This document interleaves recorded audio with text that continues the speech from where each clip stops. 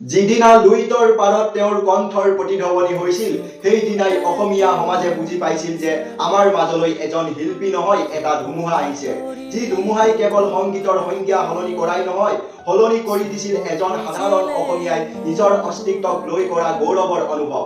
আজি তেওঁ আমাৰ মাজত শাৰীৰিকভাৱে নাই বুলি ভাবিলে বুকুখন কঁপি উঠে। কিন্তু সত্যটো হ'ল জুবিন গাৰ্গ কেতিয়াও মৰিব নোৱাৰে, কাৰণ তেওঁ আমাৰ তেজৰ সোঁতত বৈ থকা এক চিৰন্তনৰ সুৰ। জুবিন দা আছিল সেইজন ব্যক্তি যিয়ে কেতিয়াও মিছাৰ আশ্ৰয় লৈ কথা ক'বলৈ শিকা নাছিল।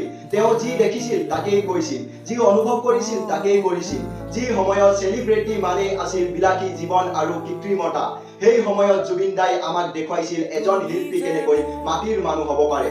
অতি সাধাৰণ সাজপাৰ পিন্ধি তেওঁ যেতিয়া মঞ্চত উঠিছিল, তেতিয়া হাজাৰ হাজাৰ জনতাৰ বাবে তেওঁ কেৱল এজন গায়ক নাছিল, তেওঁ আছিল এজন মুক্তিদাতা। তেওঁ আমাক নিজৰ ভাষাৰ বাবে যুঁজিবলৈ শিকাইছিল, নিজৰ মাটিক ভাল পাবলৈ শিকাইছিল। আপোনালোকে মন কৰিছেনে, জুবিন দাৰ গানত যিটো বিষাদ আছিল, সেই বিষাদ আমাৰ সমাজৰ দুখীয়া নিচলাৰ চকুৰ দৰে আছিল। তেওঁ কেৱল জনপ্ৰিয় গানেৰে জগত জিনা নাছিল, তেওঁ ৰাজপথত নামি আহিছিল বানপীড়িতৰ সহায়ৰ বাবে। তেওঁ থিয় দিছিল সেইজন মানুহৰ কাষত যাৰ কাষত কোনো নাছিল। তেওঁৰ দান দক্ষিণাৰ খবৰ কেতিয়াবাহে পোহৰলৈ আহিছিল, কিন্তু তেওঁ যিমানক নীৰৱে সহায় কৰিছিল তাৰ কোনো হিচাপ কাৰো ওচৰত নাই। তেওঁৰ হৃদয়খন আছিল এখন বিশাল আকাশৰ দৰে, য'ত সকলোৰে বাবে মৰম আছিল। বহুতে তেওঁ বুজি নাপালে, বহুতে তেওঁ অসংযমী বুলি ক'লে, কিন্তু এটা কথা মনত ৰাখিব, যিজন মানুহৰ ভিতৰত কোনো চতুৰালি বা ভণ্ডামি নাথাকে, সেইজন মানুহেই কেতিয়াবা আৱেগৰ বৰ্ষৱৰ্তী হৈ সঁচা কথাটো মুখ খুলি কয়। তেওঁ আছিল আমাৰ সমাজৰ সেইজন প্ৰহৰী যিয়ে আমাৰ সংস্কৃতিক হেৰাই যাবলৈ নিদিলে।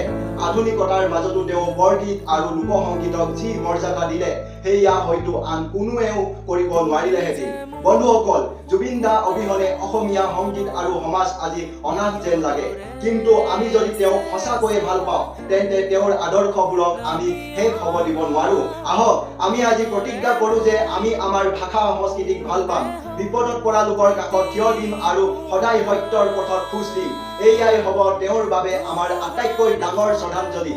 জুবিন দা, আপুনি আমাৰ মাজত সদায় আছে আৰু সদায় থাকিব। আপোনাৰ প্ৰতিটো শব্দ আমাৰ বাবে প্ৰেৰণা হৈ থাকিব। যদি আপুনিও জুবিন দাক নিজৰ আদৰ্শ বুলি মানে, তেন্তে এই ভিডিঅ'টো শ্বেয়াৰ কৰি জুবিন দাৰ সেই বিশাল ব্যক্তিত্বৰ কথা সকলোকে জনাবলৈ অনুৰোধ কৰিলো। আৰু তলৰ কমেণ্ট বক্সত জয় জুবিন দা বুলি লিখিবলৈ নাপাহৰিব। আপোনাৰ এটা লাইক আৰু ছাবস্ক্ৰাইবে মোক এনেকুৱা আৰু অধিক প্ৰেৰণাদায়ক কাহিনী আপোনালোকৰ ওচৰলৈ লৈ অহাত সহায় কৰিব। জুবিন দাৰ সেই আদৰ্শক আমি জীয়াই ৰাখো আহক। ধন্যবাদ। জয় জুবিন দা, জয় আই অসম। মায়াবিনী ৰাতিৰ